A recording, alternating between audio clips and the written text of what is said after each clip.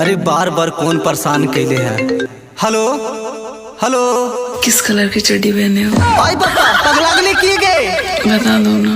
कोची बार बार दिखा दिए, बता दिए बहन चके। बता दो ना। तोर बाप के पहन लियो का गे, रख फोन। लगना मन तो बहन के। हेलो कुहा के कुहका दियो तोरा। हे भगवान, तोर बाप के पहन लियो की गे, रख फोन तेरी माँ के, रख।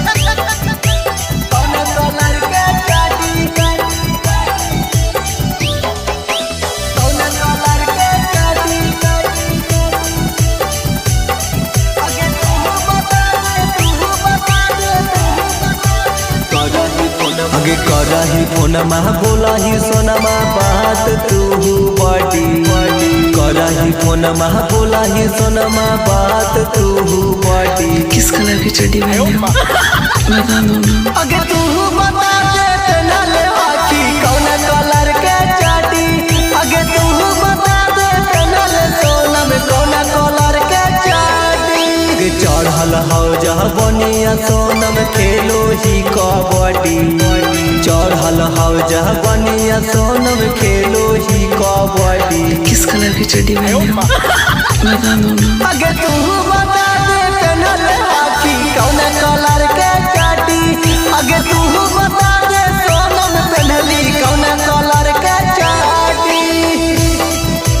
कौन कलर के चाटी, कौन कलर के चाटी। आगे तू बता दे सोना में पहनली कौन कलर के चाटी। आगे पेना ही हम काटी छाड़ी लबा गोल दौड़ी गे। आई ना तू धोवल छाड़ी देखे में लगा ही खोड़ी। किस कलर की चड्डी पहने हो? बता दो ना।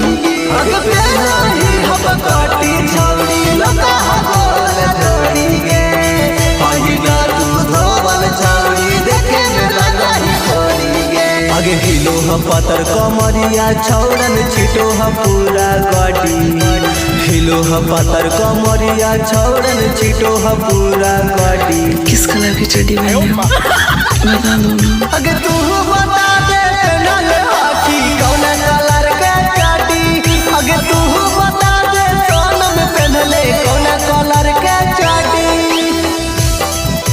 कौन कलर के चाटी, कौन कलर के चाटी। आगे तू बता दे सोना में पहनली कौन कलर के चाटी। खोल के देखाई बेटा रे मन होतल खुश गे। तब तोरा दिखाई मन छौरी अपन लेवा चूस गे। किस कलर की चड्डी पहने हो? बता दो ना। खोल के देखाई बेटा रे मन होतल खुश गे। तब तोरा दिखाई मन छौरी अपन लेवा चूस गे। आगे साचो बतिया बोला पसोन में बोला ही तू बड़ी।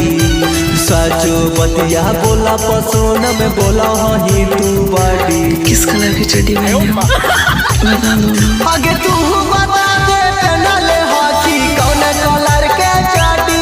आगे तू बता दे सोना में पहनले कौन कलर के चाटी। लगा हो आज ना पहनले कागे।